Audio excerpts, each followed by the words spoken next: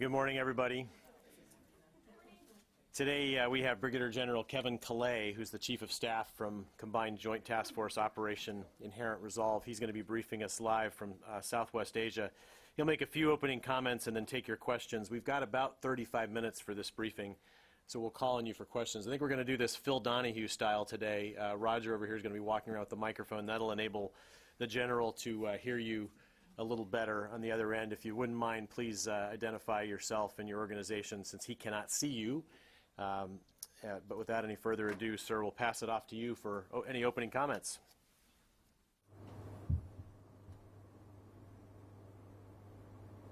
Okay. I appreciate that. Thank you. And thanks to everyone for attending. As was said, I'd like to provide a brief operational update on a couple of areas, namely Ramadi and Beji, and then talk to our continued discussions with Turkey with regards to their support in the campaign against ISIL. After that, I'll take your questions.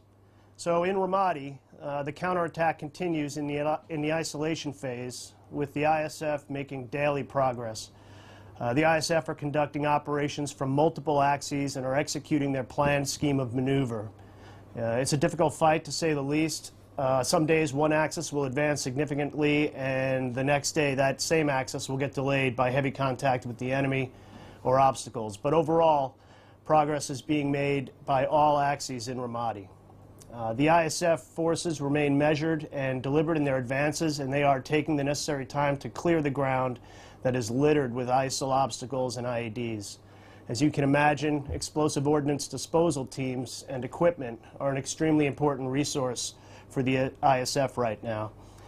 The ISF takeover and control of Anbar University is a good example of how long it takes to clear and dispose of dense obstacle and IED belts. While the ISF controlled in and around the university over a week ago, they still had to methodically clear the area in order to completely secure it and prepare for the next phase of operations, which they have done. Multiple units that the coalition has helped train are participating in this fight, as you know. The 73rd and 76th Brigades, who are trained by coalition partners Australia and New Zealand, are doing very well to date, as are the approximately 600 Sunni tribal fighters who participated in the Advise and Assist program. Additionally, our advisors continue to work closely with ISF at multiple operation centers to assist with planning, command and control, and intelligence sharing. Coalition airstrikes continue to support Phase 2, and this support will increase when clearing operations begin. Over to Beji, the situation there remains hotly contested. While Beji City remains primarily in the control of the Iraqi Army and PMF forces, the ISF continue to position forces in an attempt to gain an advantage in the oil refinery to the north of the city. The oil refinery area is truly an attack-counterattack situation being played out on a daily basis. Coalition airstrikes combined with timely ISF maneuver have provided positional advantages while denying ISIL momentum during these counterattacks. About a third of the refinery area is controlled by the ISF forces today, and in the south, ISF and PMF have secured at least 80% of the city. They are in the process of securing the remainder of the city, while at the same time staying in front of ISIL's probing attacks and isolation efforts in the south of the city there. ISIL continues to send reinforcements to this battleground, where coalition airstrikes have been very successful in targeting and eliminating them. As I said, it's a hotly contested fight. With regard to Turkey, we have been saying all along how much Turkey is a valued partner in the campaign against ISIL. They have been a standing part of the coalition for some time now, and for the last 2 weeks, we have been working on deepening their involvement in the CJTF anti-ISIL operations. For the coalition efforts against ISIL, the broader use of Incirlik for air operations in Syria is already proving to be a great effects multiplier on the battlefield. Armed RPA, strike fighters, and aerial refueling tankers originating from Turkey have combined to produce devastating effects against ISIL targets. In turn, these effects have gone a long way in enabling the anti-ISIL fighters on the ground. Bottom line in the discussions with Turkey, we have 10 different coalition partners participating in airstrike operations in Iraq and/or Syria. Without this coalition effort, the ISF and anti-ISIL advances on the ground would not be what they are today. For this reason, we look forward to getting Turkey's anti-ISIL contributions formalized in the CJTF-OIR process as soon as possible. Let me begin wrapping up by saying that ISIL in action today is a different enemy than it was a year ago. And I'll use a couple of examples from northern Syria to explain this, since I haven't talked about the northern fight yet. In all of northern Syria, ISIL fighters have been regularly targeted and killed by anti-ISIL forces and coalition airstrikes. This has led to a significant loss of physical territory and the denial of key movement corridors. Not only has this impacted their ability to conduct offensive operations, because they can't command and control as well, but it has also reduced their ability to govern and control the populace of once seized towns and cities. This loss of influence, operationally and over the Syrian populace, is no more apparent than what we saw in Tel Abyad in June of this year.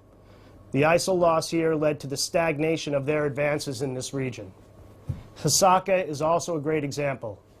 This is where anti-ISIL forces not only took back the city, but they also liberated its people, and they regained control of crucial supply routes between Syria and Mosul, Iraq. So in conclusion, this is a tough fight, but day in and day out, ISF and the indigenous ground forces throughout Iraq and Syria are making progress.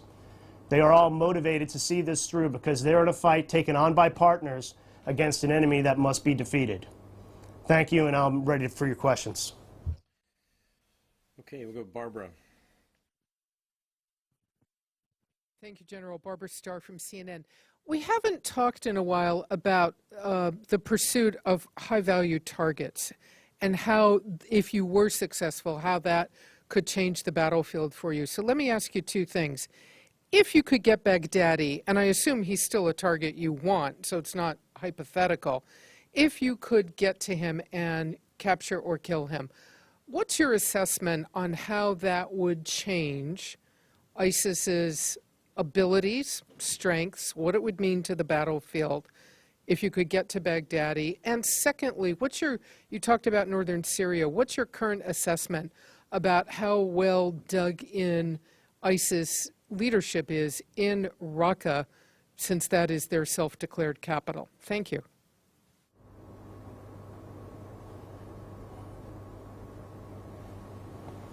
Thank you for those questions, Ms. Starr. Unfortunately, you're not going to like my answer to the first one.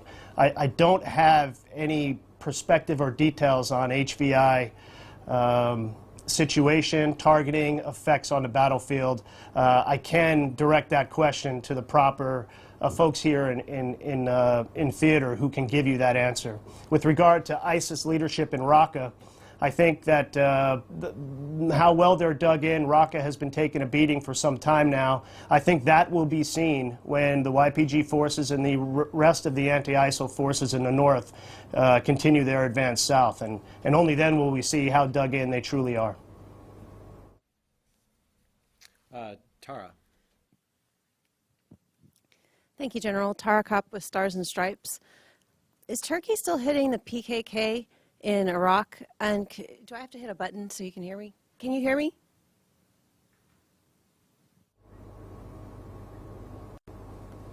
I can hear you. Start over. So is Turkey still hitting PKK targets in northern Iraq? And what's the status of Turkey conducting airstrikes on either Syria or Iraq?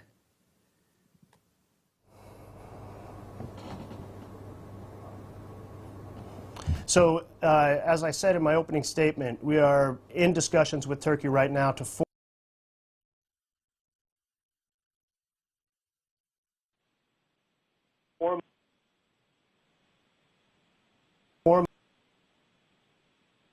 to CJTF their right to self-defense, and as part of the discussions, we are right to self-defense, and as part of the discussions, we are working with them to make sure that those.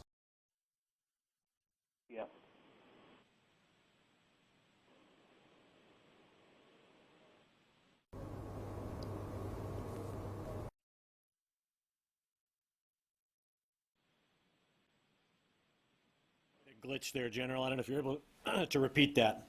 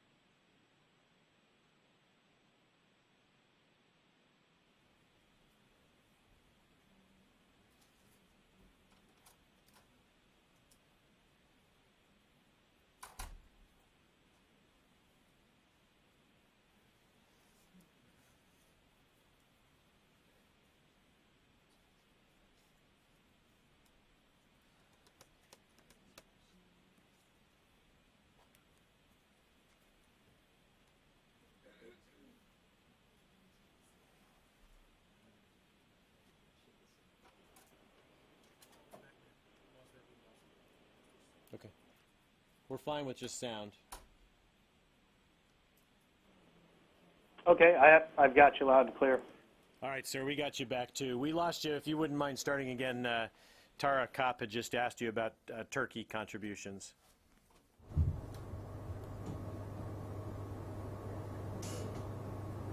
Yeah, so I think it's important to note, as I said in my opening statement, that we are in discussions with Turkey to formalize their involvement in CJTF operations, and we believe that that will be an enormous boost to the anti-ISIL efforts in both Iraq and Syria, as we've seen with the 10 other coalition nations that are doing that in both countries. With regard to the PKK, we respect Turkey's right to self-defense with regard to the PKK, and part of the discussions that we have is making sure that any actions they take unilaterally are coordinated properly with the CJTF. Andrew.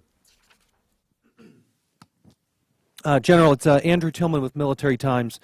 I'd just like to ask you for a brief operational update on Fallujah. If you could tell us, is the PMF a majority of the Iraqi forces operating in Fallujah right now? And are they clearing any areas? And if they are, do you have any evidence of any sort of sectarian retaliation on the part of the PMF that might be complicating the situation?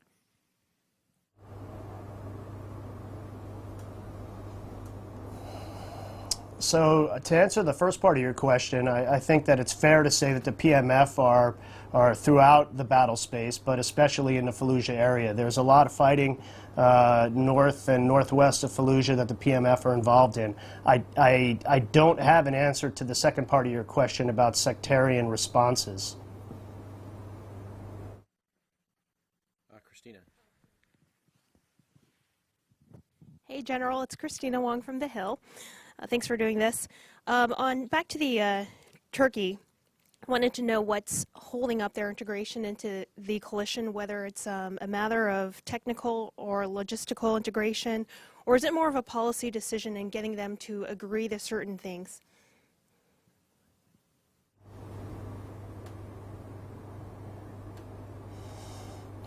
That's a very good question, Christina. I think that I'm not involved in the details of those discussions. I think that you can imagine that there are a lot of intricate air tasking order type of details that have to be worked out, whether that's airspace, air control, deconfliction of actions.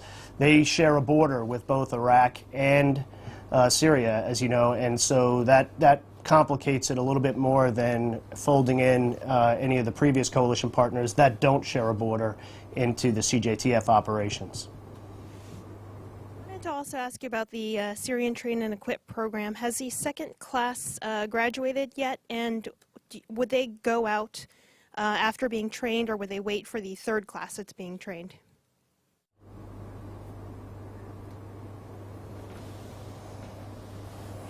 Yeah, so thank you for that question. I don't have specific details on where they are in their training path and when exactly they will graduate, but as you mentioned, the second and third class, they are in training, and we see this as and also I would mention that the recruitment efforts for follow-on classes is very promising with regard to numbers. So I feel like this marks a very important point for this program. This is an important piece to our strategy.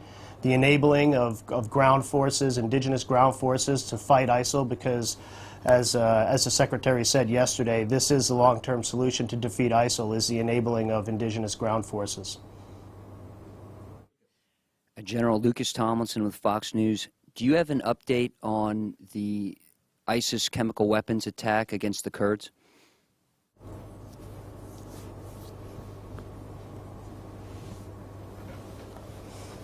Yeah, you know what, thank you for that question, and I appreciate the opportunity to answer that. And I actually do have some information on that I can share with you since last Friday when we did one of these pressers. But first let me say that from a coalition perspective, we really don't need another reason to hunt down ISIL and kill them wherever we can and whenever we can. But however, it's important that any indication of use of a chemical warfare agent purely from our perspective, reinforces the position that this is an abhorrent group that will kill indiscriminately without any moral or legal code or restraint. So that's an important point going into this. So now, as we talk about what happened and how we are going to go forward, we have to understand exactly what happened before we talk about addressing it fully.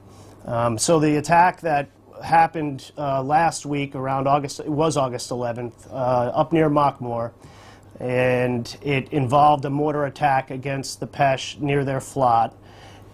What we were able to do was a couple of days later, ironically about the same time that you all were drilling Colonel Ryan, we were able to take the fragments from some of those mortar rounds and do a field test, a presumptive field test on those fragments, and they showed the presence of HD, or what is known as sulfur mustard. That is a Class 1 chemical agent. Now, it's very important to understand here that that is a presumptive field test, and it is not conclusive. And what those results tell us is merely the presence of that chemical. It doesn't tell us anything more than that.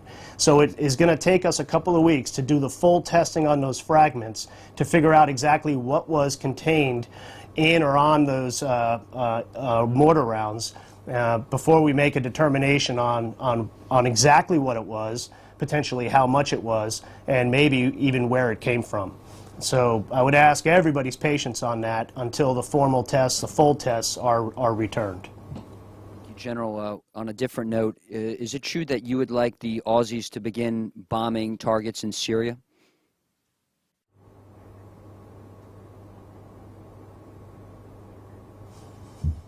So me personally? No, I'm kidding. Hey, I said earlier we have 10 countries that are fantastic coalition partners in the airstrikes against in the campaign against ISIL. A couple of those countries are participating in both Iraq and Syria.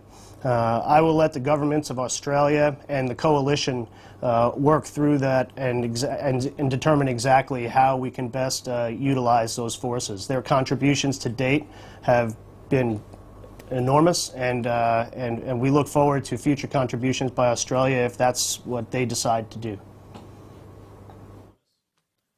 Hey, General. Thomas Gibbons from the Washington Post here. Going back to Ramadi, it sounds like it's kind of turning into a bit of a drag-out fight. And there hasn't been that much mention of casualties on the Iraqi side of the house. What's your assessment on that? Are they high, low? If you can give me specifics, that would be great. And kind of dovetailing off that, what is the coalition's assessment of the ISF's morale on the ground?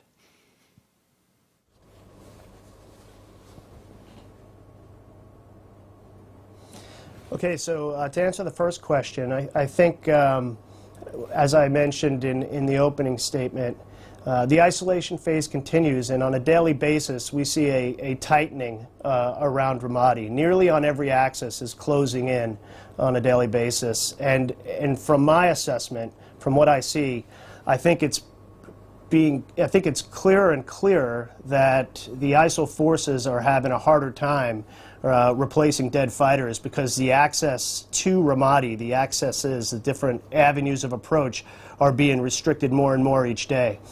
As far as the number of ISF casualties, I don't have that for you.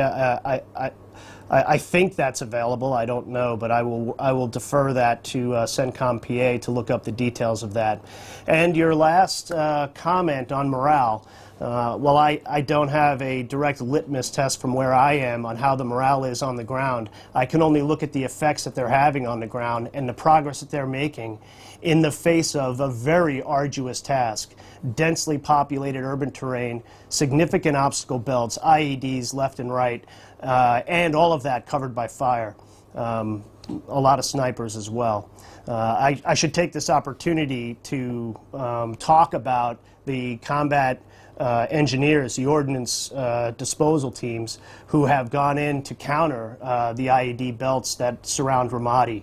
Many of these, most of them actually, have been trained by U.S. and Spanish forces as part of our BPC program. Question on that. Are these IEDs anything that we've never seen before as far as, you know, our past fights in Iraq and Afghanistan?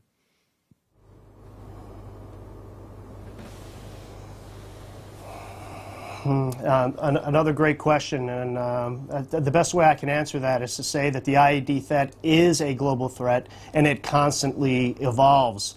It's a point-counterpoint type of situation. When you figure out a way to counter IEDs, the enemy changes mostly their techniques and their procedures on how to employ them. From a CJTF, from a coalition perspective, it's high on our list to go after not just the IED making facilities, the transportation facilities, but we put a lot of effort in our ISR in going after the IED vehicles and the emplacement of IEDs across the battle space. Hi, Bill Hunnigan, Los Angeles Times. I wanted to know about the assault on Mosul. We haven't heard about that in a while. Have plans on that been shelved indefinitely? And about the IEDs around Ramadi, are you seeing more? Are you sending more anti-IED forces to train these folks to be able to mitigate against those weapons?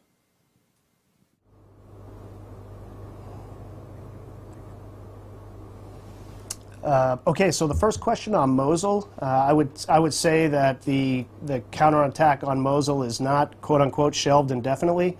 I would say that that is obviously part of the plan for the government of Iraq, and it will be on their timeline when we go up to Mosul. From my perspective, I would say that everything that we do in that AOR, what we're doing right now in Anbar, what we're doing up in the north of Mosul and to the northwest of Mosul, all of that, in my opinion, is shaping operations for the eventual retaking or reattack on Mosul, if you will. The second question was on, I believe it was on IEDs, and you asked about additional training. I would tell you that we have significant coalition forces that are training to that area right now, and I will get you those numbers of that training contingent. Is it something that we can boost up and perhaps have a greater effect?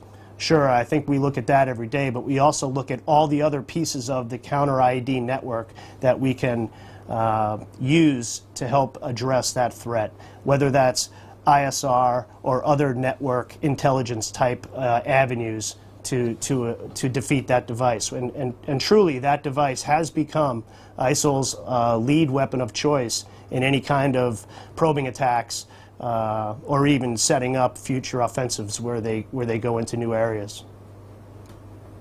Hi, Sir. Tony Capaccio with Bloomberg News.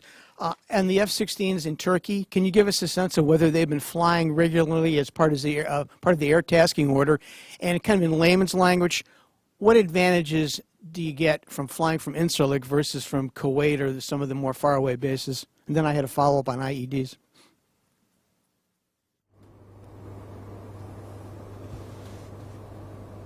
Sure.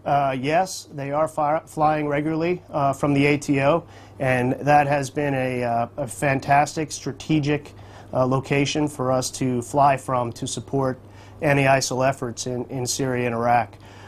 You can do the time distance on a map and see what it takes for them to cover areas in Syria that we're attacking ISIL right now. And the longer time on station, the ability for turnaround times back into Incirlik and then back into theater operations is an obvious advantage. Not the least of which, we have armed RPA out of Incirlik now as well. So that brings another punch to the fight. And the fact that we have airborne refueling tankers coming out of Incirlik so they can stay on their refueling tracks longer, and that is a huge boost for anybody who flies fighters, knows that if there's gas airborne, you're happy because you can stay on station longer. I'll take your IED question now. A techie question on the IED, I mean the F-16s. Are they actually able to cue the Reapers or Predators that you use, the armed Reapers and Predators that you're using over there? That's been a concept of operation that both the Army and the Air Force have been trying to develop. Is that playing out over there?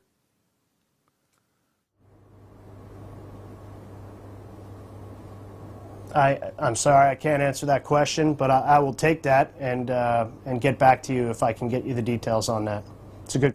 Okay, an IED question. During the height of the Iraq War, the first Iraq War, the one we just left in 2011, the National Reconnaissance Office developed a system called Red Dot to use some of their intelligence surveillance satellites to help with instantaneous or more instantaneous detection of IEDs.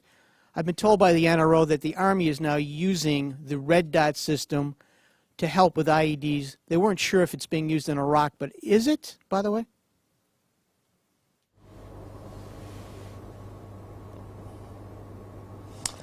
So a great question, and I thought I knew a bunch about IEDs and counter IED, but that one's outside of my my knowledge base. I'm sorry. Again, another one I'll take for the record, and if I can get you a better answer, I'm sure I can get you a better answer, I'll get it back to you. To help with the IED detection on the ground. Courtney. Hi, General. This is Courtney Kuby from NBC News. If we could go back to the suspected chemical weapons attack last week. You mentioned that that the U.S. got fragments to do a field test. How did the U.S. get those fragments? Were there actually U.S. military or civilians out there gathering them up, or did the PESH bring them to the U.S.?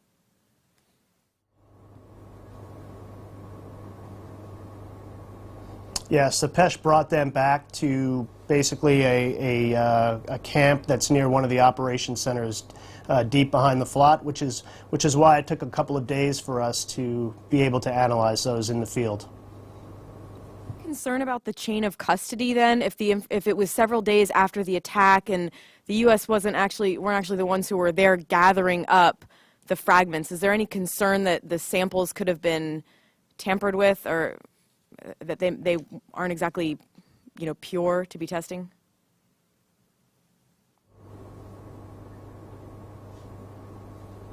Absolutely, there's concerns with that, and thank you for bringing that up, because this goes to the point that we have only a field test that shows us the presence of HD on those fragments, and until we do full testing and we know the exact composition of the makeup of whatever was in those mortar rounds or on them, and other tests, and that gets outside of my field of expertise very quickly here, we won't be able to have a firm decision on exactly what happened there. So that's why I said in the beginning of my statement before, we need to understand the full details and then make a determination on the path forward. I could just ask one more. Are you investigating, or are you looking into any other instances of chemical weapons attack both in Iraq and or in Syria?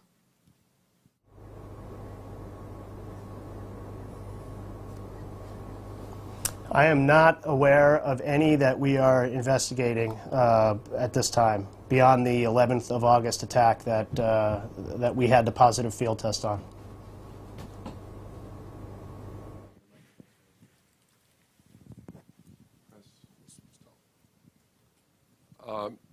General Richard says from military.com. Sir, in your discussions with the Turks on how they're going to operate, if they're going to operate in conjunction with the coalition, is part of your discussions trying to get them to agree not to attack the YPG?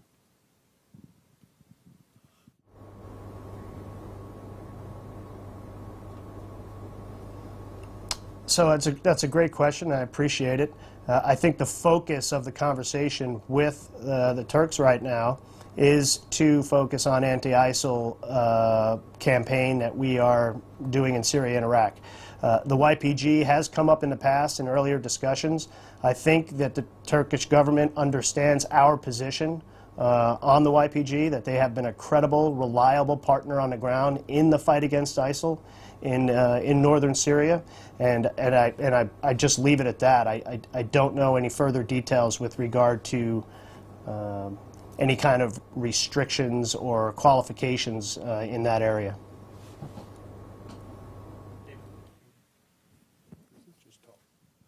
Thank you, General, for doing this. This is David Alexander from Reuters.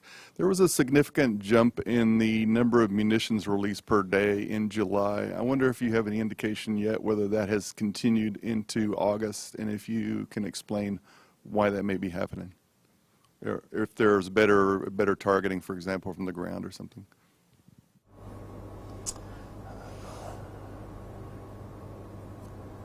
Wow, it's a fantastic question, one I hadn't thought of, and I know that I can give you an answer when I look at the data of where the targets are that we attacked from July that you saw an increase, and what areas may have been developed further in the targeting process. How it's translated into August, for me, I see some increases and I see some decreases every now and then, but I don't see a huge change in the primary areas of focus right now, which would be Ramadi, which would be the Beji area, and obviously the air.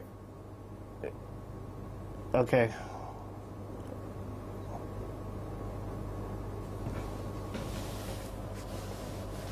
I don't know if they're hearing that feedback in the Pentagon. Are you hearing that?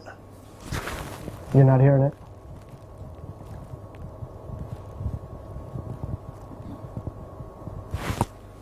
Okay, it's done now. Pentagon, do you got me?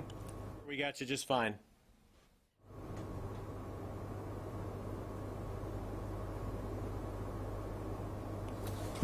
Somebody hung up a phone.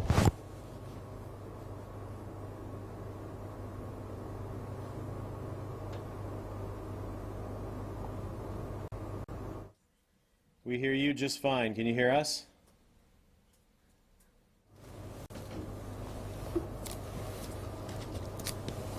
Can they see me?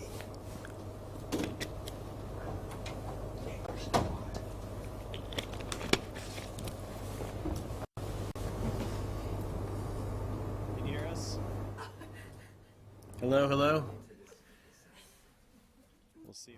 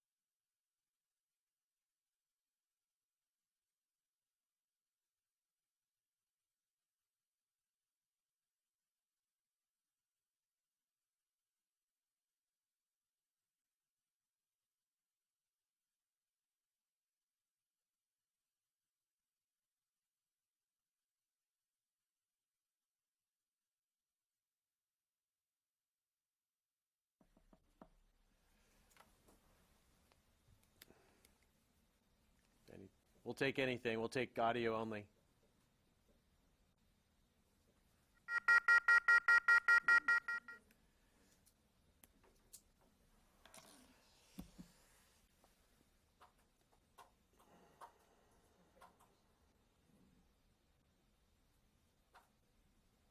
Hello, hello?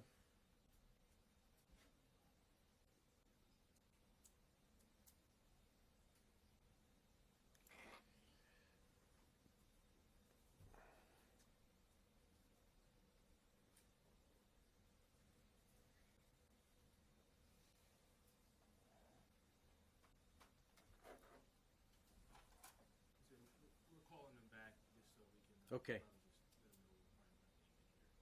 Yeah, he had a hard stop time of right now, so. He's still standing by, though.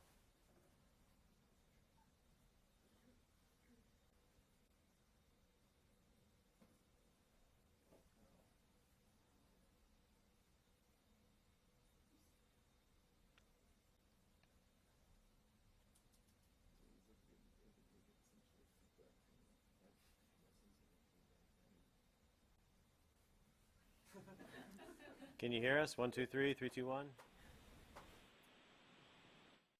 I was trying to dial back in. They dropped off. Okay. Are they seeing me divots-wise, or was it never on divots? Seeing you, sir. We're seeing you. Can you hear us?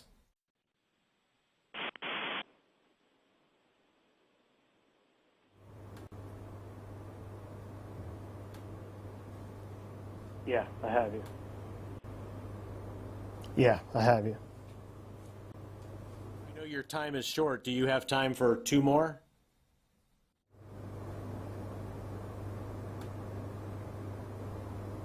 Yeah, let me just finish up on that last question on the targeting and the strikes. If you just submit that as an RTQ, I'll be able to look at the data and give you a better answer. I started to talk myself into an answer there, and I should probably just look at the data for you. We're going to call it Louis. General, it's Louis Martinez with ABC News.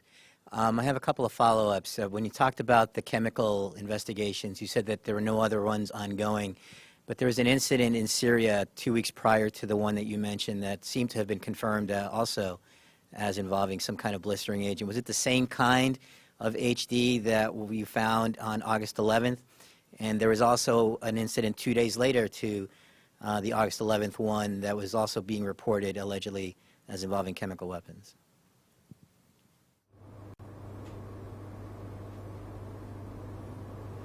Right, so thanks for that question. The question that I received earlier was ongoing investigations. The one in Syria in June was completed, so those full tests came back, and I don't have those results in front of me. I can get those to you on what that detection was and what the full results came out to be. That was I think that was in the third week of June. And I am aware of reports of an additional allegation that there might be a chemical detection or a weapon of some sort that was found, but I don't have any details on that, and to my knowledge that is not an ongoing investigation. So I can look into that to see if there's something there, but I'm focused on what happened with the August 11th attack, because there again we had a presumptive field test that came back with a positive indication for HD. Thank you. And if I could just follow up with one more. An earlier comment you made about the YPG and the anti-ISF and Raqqa. Is the YPG capable of mounting an offensive against Raqqa to take that city?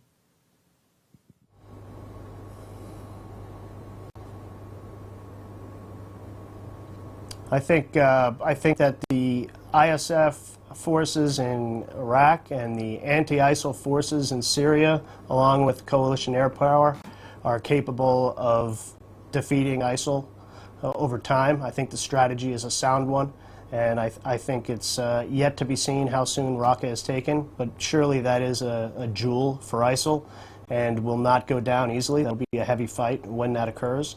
But I have all the confidence in the anti-ISIL forces and coalition and air power to defeat this threat that needs to be defeated. Thank you, General, and thanks for your patience. Nick Harmson from Australian Broadcasting Corporation. Further to the question earlier about Australia's potential involvement in Syria, could you just talk to the differences between the air campaigns in Iraq and Syria, and in particular the different risks of operating in Syrian airspace as opposed to Iraqi airspace?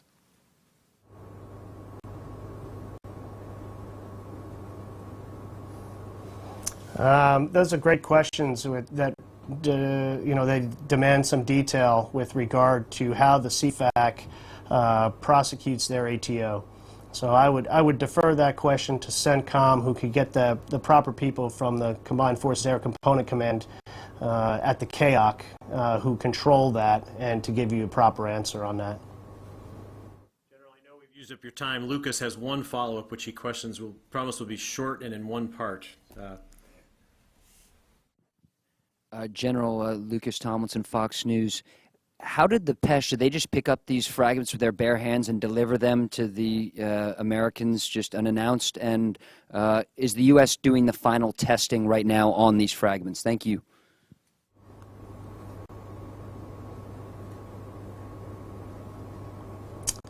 So I don't have the details on how the PESH transported those fragments back to the site where we did the field testing. I can get that. The second part is the process to do the formal testing on these fragments is underway. All right, General, thank you very much for your time today, and thank you everybody for coming.